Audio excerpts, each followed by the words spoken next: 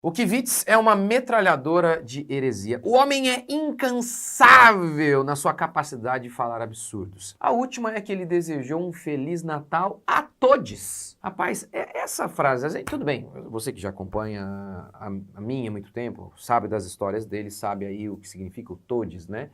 É toda a ideia. Quer dizer, não, deixe-me explicar aqui neste vídeo o que de fato significa usar essa expressão todes aí. Vamos lá.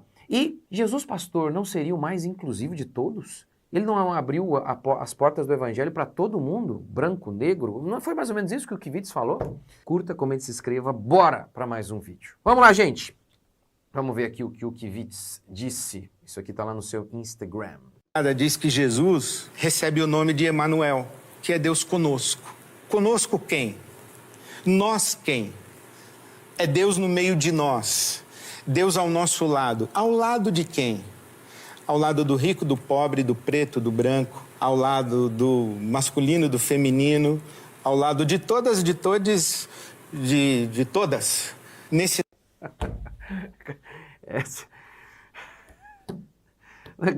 Vamos lá, meu Deus do céu, né? Ele disse, Emanuel, é Deus conosco, certíssimo. Deus conosco quem? Ao lado de quem? Do rico, do pobre, do preto, do pobre, do preto, do branco, do masculino, do feminino, de todas, de todos. Isso aqui é óbvio que tem a ver com toda a ideia, eles estão pegando passagens bíblicas que eu já vou citar aqui, que falam sobre esse fato histórico de que, ao longo das sociedades, como sempre houve exclusão, mas como que Cristo abraçou todo mundo? Isso é fato. E eles pegam isso e distorcem. O Evangelho, de fato, inclui a raça humana. A Escritura é clara ao afirmar que Deus não faz acepção de pessoas. Que não importa a cor da pele, sexo, masculino ou feminino, que não importa a classe social, rico ou pobre. Não interessa. Não interessa. Homem ou mulher, branco ou negro, judeu ou gentil, qualquer um que se aproximar de Cristo e crer será salvo. Eu sei que talvez para você hoje isso possa parecer simples, mas isso é assombroso. Assombroso pensando nas culturas ao longo da história. Porque ao longo da história, as sociedades sempre acharam que havia uma classe de pessoas que não poderia ser salva. Os judeus, por exemplo, eles criam que os gentios não podiam ser salvos, não podiam se aproximar de Deus. Quando Paulo pregava para os judeus, seus compatriotas o escutavam. Até que Paulo mencionou que Deus veio salvar judeus, mas também gentio. Nessa hora disseram, tem que morrer! Mas ele me disse, vai, porque eu te enviarei aos gentios para longe. Ouviram-no até esta palavra, gentil. Então levantaram a voz dizendo, tira da terra um homem como este, pois não convém que viva. Meu Deus, olha que assustador. Então a gente está vendo aqui uma separação. O gentil não pode ser salvo, não pode se aproximar. Mas depois o jogo virou e os judeus foram tratados como não humanos. Hitler achava que eles não deveriam viver. Matá-los era o caminho para a prosperidade e sucesso alemão. Em Shakespeare, nós vemos o espírito antissemitista da época, retratando um judeu, Shylock, como o grande vilão. E num rompante de angústia, o judeu Shylock clama, por que vocês me odeiam? Porque eu sou judeu. Os judeus não têm olhos? Mãos? Não comem? Não estão sujeitos às mesmas doenças? Se vocês nos espetarem, nós não iremos nos sangrar? Se vocês nos fizerem cócegas, nós não iremos rir? E aí então Shylock conclui dizendo, nós, judeus, somos iguais, tão humanos quanto vocês. Shylock vai descrevendo o que define o ser humano. Você olha para um bichinho e define que ele é um cachorro, porque ali há algumas características que pertencem a todos os cachorros, quatro patas, mamíferos, carnívoros. Assim, ao dizer, temos olhos, mãos, ao elencar o sentimento humano que pertence ao homem, unicamente ao homem, Shylock está dizendo, eu sou como vocês. Ao longo da história, a ideia de classificar um grupo como não humano e, portanto, com uma implicação religiosa, se você nem é humano, não pode nem mesmo ser objeto da salvação, do amor de Deus. Ora, essa ideia de classificar um grupo como vocês não podem se aproximar, sempre foi a regra. Sempre foi. É de fato com o cristianismo que essas paredes são quebradas. O muro de separação é destruído em Cristo Jesus. Cristo salva qualquer um. Todo aquele que invocar o meu nome será salvo. Pois em Cristo... E aí, olha, não é isso aqui que o Kivitz está falando? Olha o que Paulo diz. Não há judeu nem grego.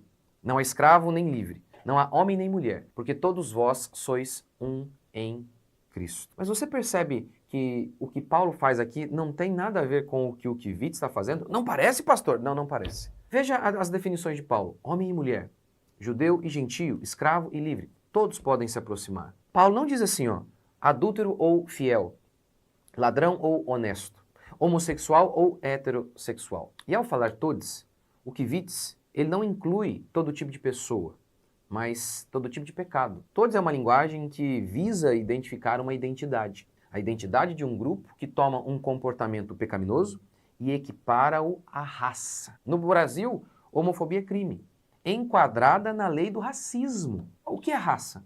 É um termo para determinar grupos étnicos. Cachorro é a definição de um animal. Raça é a definição de um tipo de cachorro. Ou seja, raça é só uma variação dentro de uma espécie. Assim, temos humanos, da raça branca ou negra, mas são apenas variações. Ambos são humanos. Do mesmo modo, temos um labrador e um pincher, mas ambos são cachorros de raças diferentes, mas da mesma espécie. São cachorrinhos. Desse modo, agora, um comportamento pecaminoso é retratado pelo homem moderno apenas como mais um jeito de ser humano. É um tipo de ser humano, seria uma raça. Assim como há brancos e negros, há gays e héteros. Mas tudo isso faz parte da nossa essência, da nossa humanidade. É parte intrínseca dos homens. Se o homossexualismo é raça, eles estariam entre os salvos, como se vê, por exemplo, João, falando em Apocalipse. Depois dessas coisas olhei e eis aqui uma grande multidão, que ninguém podia contar, de todas as nações, tribos, povos e línguas, que estavam diante do trono e perante o Cordeiro, trajando vestes brancas e com palmas nas mãos. Mas não, o homossexualismo não é raça, é pecado.